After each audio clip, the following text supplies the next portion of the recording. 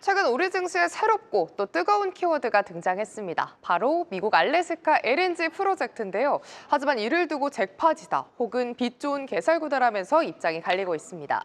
오늘 이슈 브리핑에서 알래스카 프로젝트란 무엇인지 또 어떤 사업성을 갖고 있는지 함께 확인을 해보도록 하겠습니다. 트럼프 대통령이 지난 4일 합동연설에서 미국이 추진 중인 알래스카 프로젝트에 한국이 적극적으로 참여할 것을 기대한다고 말했습니다. 일본, 한국을 비롯한 다른 나라들이 파트너가 되길 희망한다고 말한 건데요.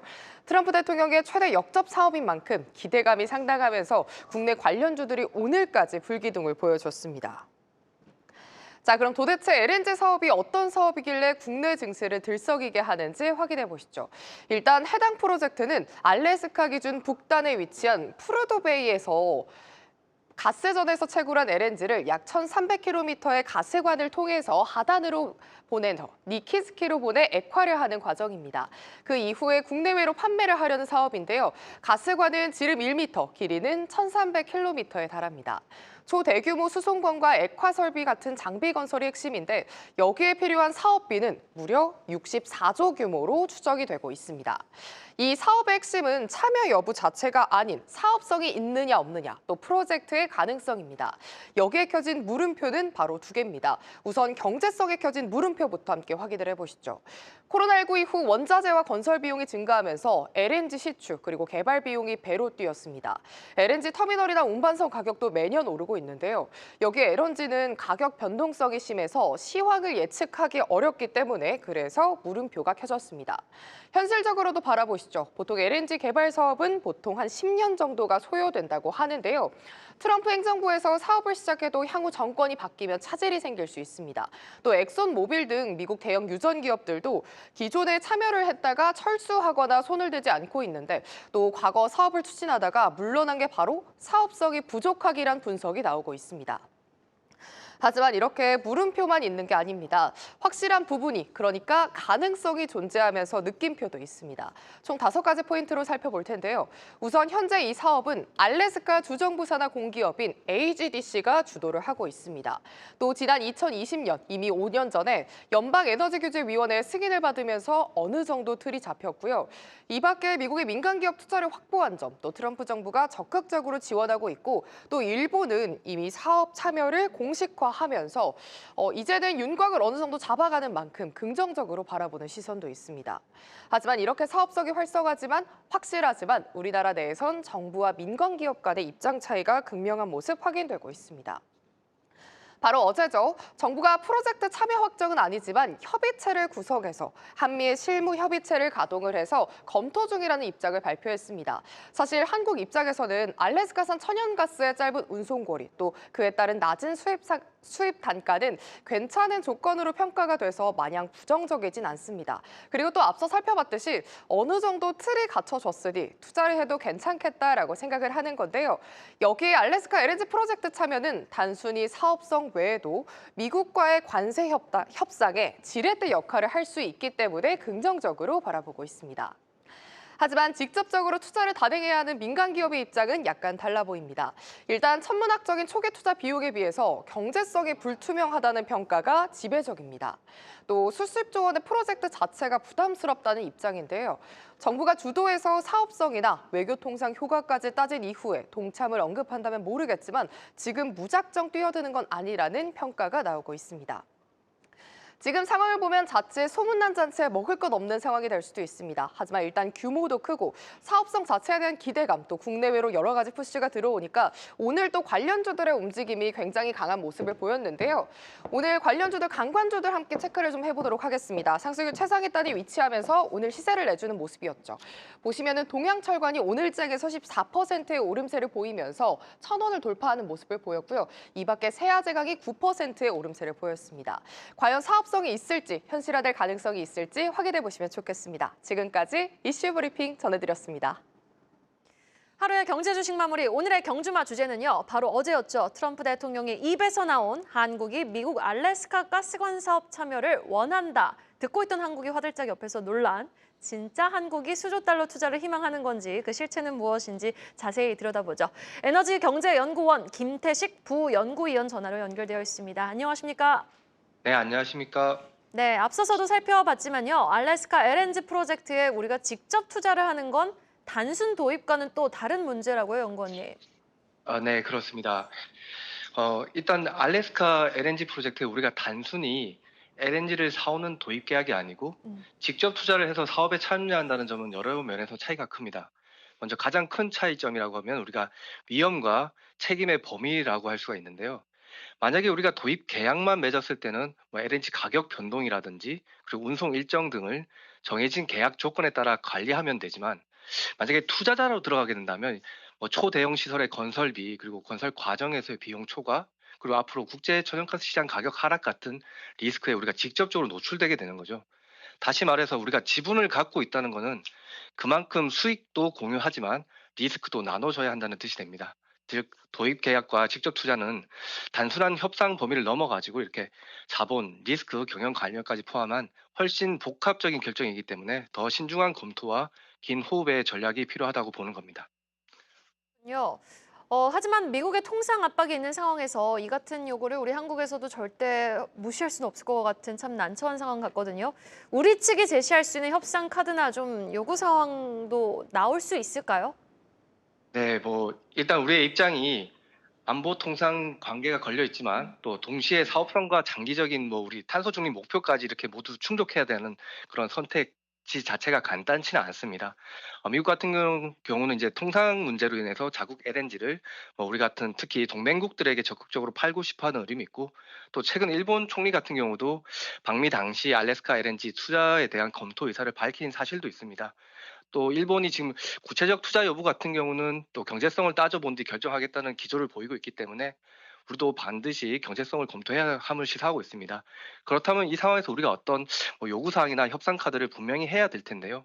뭐 예를 들면 우리가 단순 지분만 투자하는 게 아니라 프로젝트의 리스크를 전반적으로 낮출 수 있는 그런 방안이 필요한 거죠. 금융 지원이나 또 우리가 긴급 상황에서 LNG 수급 위기가 발생했을 때 뭐 LNG 우선 공급이라든지 대출 보증 것 같은 제도적으로 이렇게 보장이 되는 그런 리스크를 낮추는 방안을 미국에게 보장해 달라고 요구하는 식입니다. 뭐 그렇게 하게 된다면 우리가 투자 리스크도 줄일 수가 있고 또 우리 에너지 정책과의 조화도 이루게 될 것으로 저는 생각을 합니다. 네, 그러면요. 이 프로젝트가 성공만 할 경우 대한민국이 얻어갈 수 있는 이점, 이득은 무엇이 있습니까? 네, 일단 뭐 프로젝트가 상당히 경제적으로 타당성 있고 성공적이라는 가정 하에서 말씀을 드리도록 하겠습니다. 일단 성공적으로 추진돼서 2030년 전후에 실제로 대규모 LNG 생산과 수출이 이루어진다면 제가 생각하는 큰 이점 같은 경우는 이제 세 가지 정도로 정리할 수 있을 텐데요. 첫째는 에너지 안보 측면입니다. 알래스카 같은 경우는 지리적으로 아시아하고 가깝기 때문에 태평양을 바로 건너서 올 수 있기 때문에 또 운송 시간과 비용이 절약됩니다. 이는 곧 안정적이고 신속한 LNG 공급을 가능하게 하기 때문에 또 그리고 만약 중동이나 러시아 공급망에 이상이 생기면 대체할 수 있는 상당히 좋은 안전판이 된다고 말씀드릴 수가 있어요. 그리고 둘째 같은 경우는 이제 만약 우리가 사업 지분에 참여한다면 장기적으로 뭐 저렴한 가스 조달이 가능해질 수 있는 그런 가능성이 열리게 됩니다. 보통 대규모로 이렇게 투자를 할 경우는 뭐 투자자 우대 가격이라든지 그런 부분에서 오랫동안 LNG를 들여올 수 있다는 점이 상당히 매력적이라고 말씀드릴 수가 있겠습니다.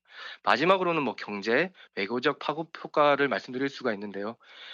당연히 미국과의 전략적 동맹을 강화한다는 그런 이점, 그리고 우리의 EPC나 또 기자재 기업이 또 공사에 참여할 수 있는 기회가 열릴 수도 있을 것 같습니다. 또 나아가서 탄소 중립 과정에서도 이렇게 탄소 기술을 접목한다거나 또 그린 아모니아 수소 생산까지 연계가 된다면 미래 에너지 시장에서 유리한 고지를 차지할 수 있는 그런 큰 기회가 될 수도 있습니다. 네, 여기까지 들어보겠습니다. 부연구위원님, 오늘 말씀 고맙습니다. 네, 감사합니다. 자, 그럼 시장은 이 같은 이슈를 어떻게 흡수하고 반응해 줄지 구체적으로 좀 들여다보도록 하겠습니다. 자, 이사님, 국내 기업들 중에 알래스카 LNG 프로젝트의 참여 가능성이 높은 곳으로 어떤 기업들이 거론되고 있는지 지금 제 뒤에 이렇게 쫙 알래스카 그림 보이시죠?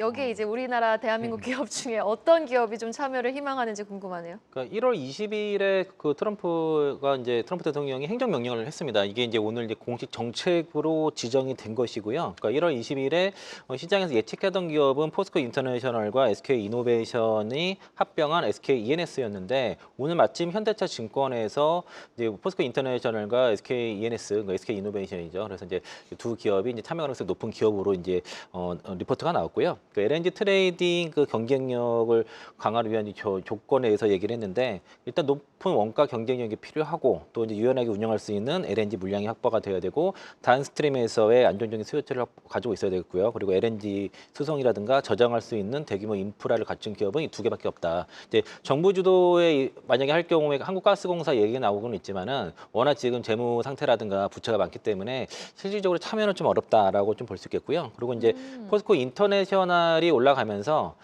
이제 그 같이 이제 모기업인 포스코 홀딩스도 같이 수혜주로 분류가 되면서 최근 2차 전지 섹터로 반등하는 것이 아니라 LNG 모멘텀과 오늘 이제 철강 이슈로 좀 올라간다고 말씀드리겠고요.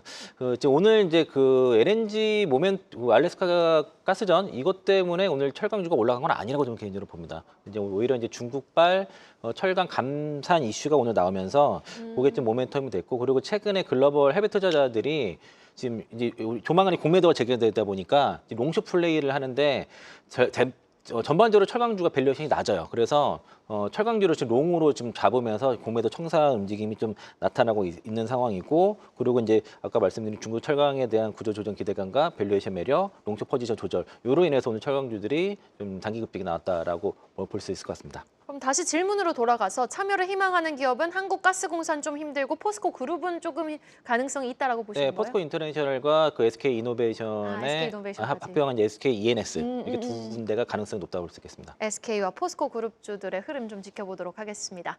자, 그럼 이상경 차장님, 지금까지는요 우리 시장에서 반응을 해줬던 게 강관 쪽이었잖아요.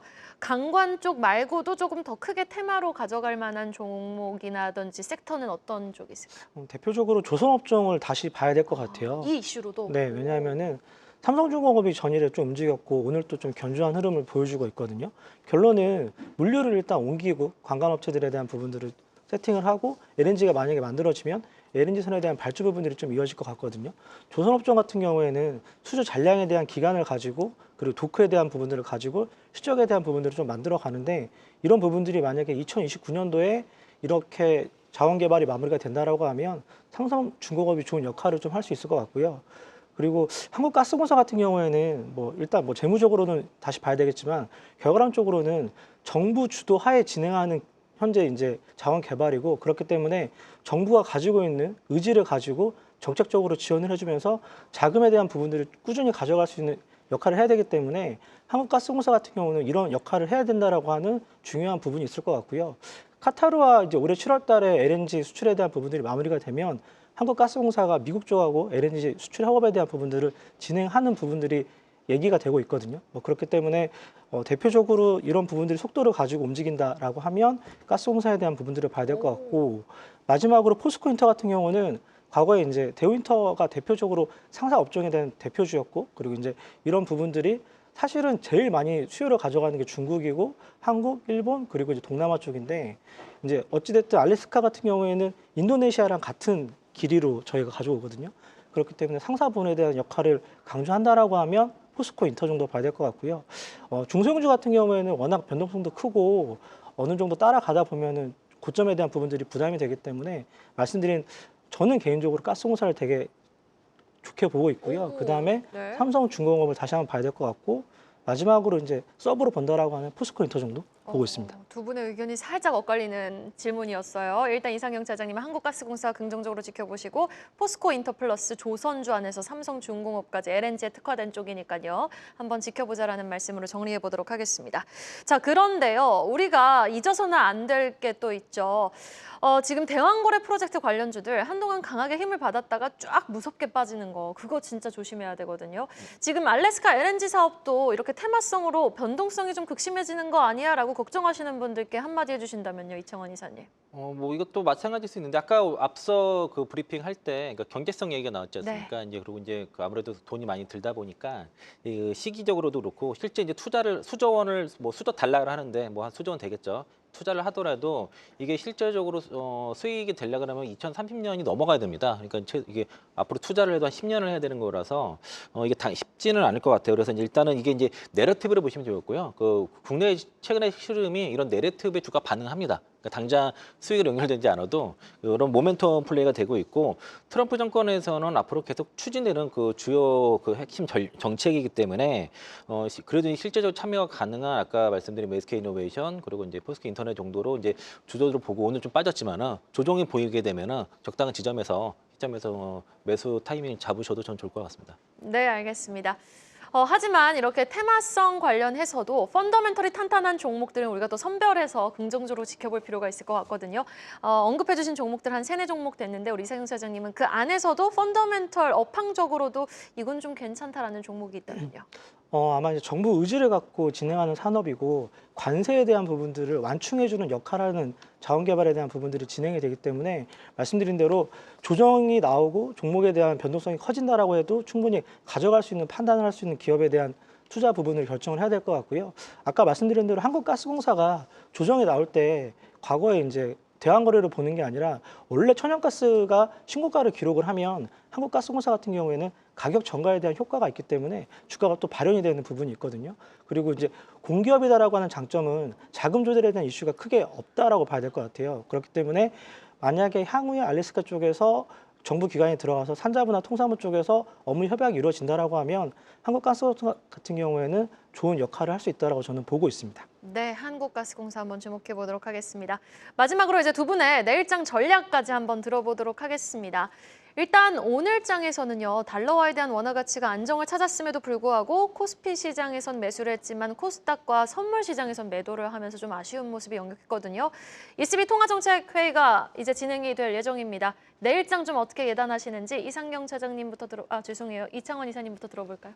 그러니까 지수는 편해요. 그 코스피 지수 같은 경우에는 12개월 선행 PR이 9배 미만인 상태고 지수는 저점이라든지만 종목이랑 섹터별로는 좀 다릅니다. 지금 저는 지수와 종목이 좀 다른 흐름이고 대체로 이제 공매도를 앞두고 나서 그러니까 밸류에이션 저렴 종목들에 대해서는 이제 매수 준비를 하고 있고 많이 올라간 종목들에 대해서는 지금 차익이라든가 공매도를 지금 치려고 좀 해외 투자자들이 준비를 하고 있기 때문에 장중에 급등하는 종목을 추격 매수하는 걸 좀 자제할 필요가 있을 것 같고요.